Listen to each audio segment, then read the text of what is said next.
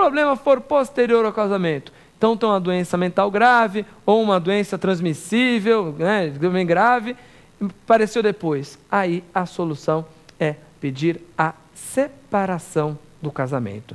Eu tenho que trabalhar com essa divisão. Essa é a única forma de se verificar o quê? Qual é a hipótese de erro, portanto, de anulação do casamento, e qual é a hipótese que justifica um pedido de separação.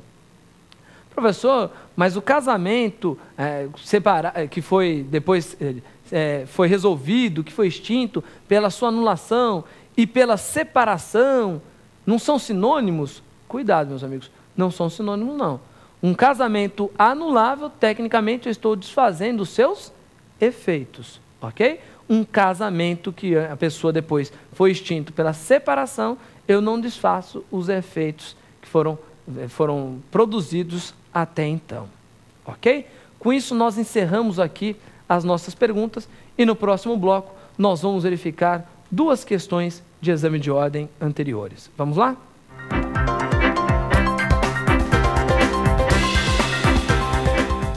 Neste terceiro e último bloco, iremos resolver duas questões que já foram exigidas em exame de ordem anterior.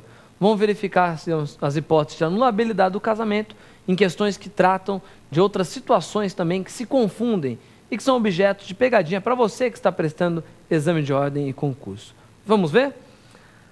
A primeira questão, ela pedia para assinalar a alternativa que tratava da anulabilidade do casamento. Então falava, é anulável o casamento, dois pontos, e aí vem as hipóteses aí. Vamos ver. A alternativa A falava o quê?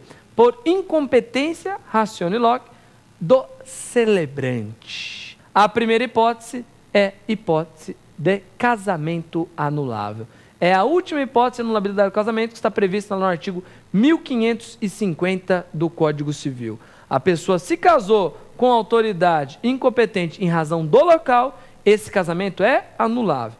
Nós vimos que se for em razão da matéria, aí não é mesmo? Se fosse em razão da matéria, o casamento poderia ser tratado como um casamento inexistente, que em seus efeitos se equipara a um casamento nulo. Ok?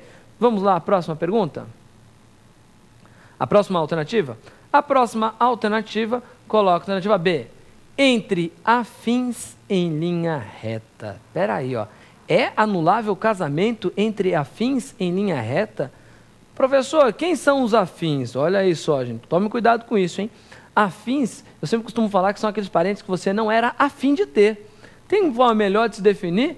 O que é um parente por afinidade? Parentesco por afinidade é isso. São aqueles parentes que você não era afim de ter. Você se casou com um cônjuge, veio aquela família buscar pé junto, não é mesmo? Veio aquela penca de parente junto. Se tornam todos seus parentes? Em certa forma, sim, se tornam todos seus parentes. Então, quando eu me caso com uma mulher, me caso lá com Gabriela, me caso com Maria, me caso com Flávia, me caso com Ana, com Joana, o que for, meus amigos, a pessoa que você se casa, você estabelece um parentesco com os parentes do seu cônjuge. Então, o João foi lá e se casou com a Paula. O João vai estabelecer o quê?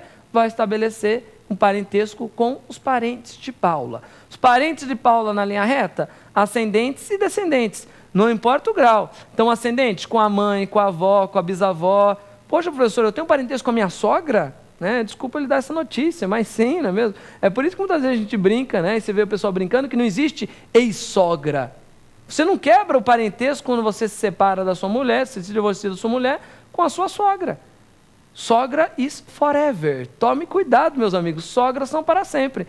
Então, vejam, todo parentesco que você tem na linha reta ascendente, os pais, avós, bisavós, descendentes, filhos, netos, bisnetos, tataranetos, não importa o grau, ele se mantém com o seu cônjuge, independentemente do divórcio. Poxa, meu cônjuge faleceu, professor, não tem problema. Os parentes dele na linha reta continuam sendo sempre seus parentes. Você não pode se casar? Não, porque se você se casar, esse casamento será considerado nulo. Não é hipótese, portanto, de anulabilidade do casamento. Vejam aí o enunciado da questão. É anulável o casamento. Opa, a hipótese retratada na alternativa B é hipótese de casamento nulo.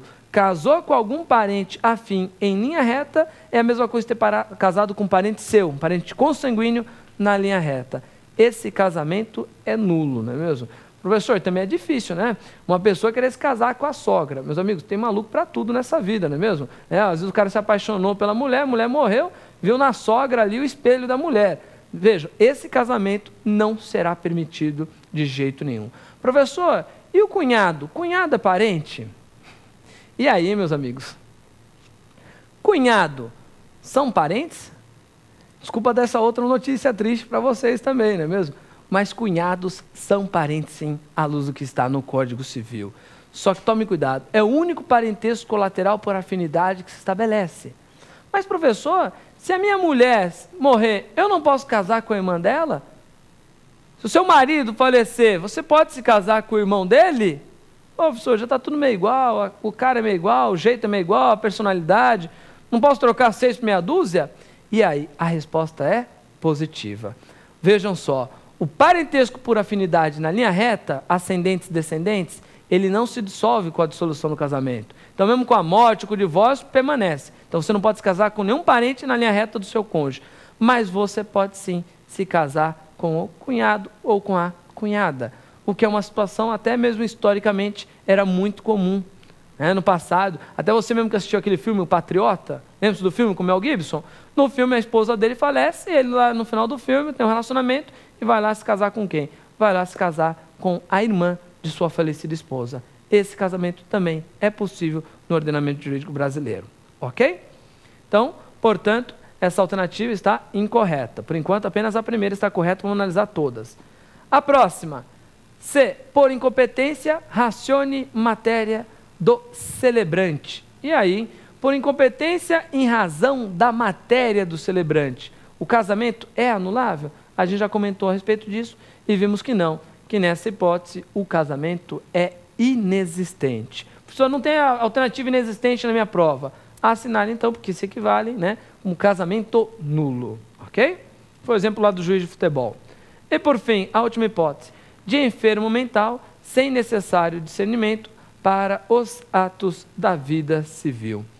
Nós já comentamos a respeito dessa hipótese. Casamento do enfermo mental sem o necessário discernimento, ele é uma pessoa absolutamente capaz. Esse casamento é um casamento nulo, de acordo com o artigo 1548 do Código Civil.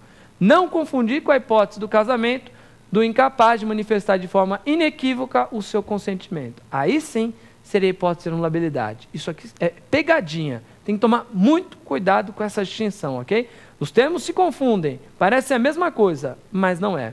Portanto, nessa questão que nós estamos analisando, X da questão, você assinala na alternativa A. Vamos à próxima? Bom, a próxima aí perguntava: a ignorância de moléstia grave e transmissível por contágio ou hereditariedade pré-existente ao casamento, capaz de pôr em risco a saúde do outro consorte ou de sua descendência, é caso suscetível de... E aí vem as alternativas. Primeira alternativa, alternativa A, declaração de nulidade absoluta de casamento. Meus amigos, o que é falar em nulidade absoluta de casamento? Nós já comentamos. Falar em nulidade absoluta de casamento é falar em casamento nulo. Preste atenção. O ato que é nulo, eu entro com a ação declaratória de nulidade. Essa ação não tem prazo para ser proposta. Essa pretensão é imprescritível nessa ação. Então, veja, o casamento nulo, a qualquer momento, ele pode ser desfeito. Ok? Eu volto para trás em todos os seus efeitos. Eficácia, inclusive, ex tunc. Eu vou retroagir com esses efeitos no tempo.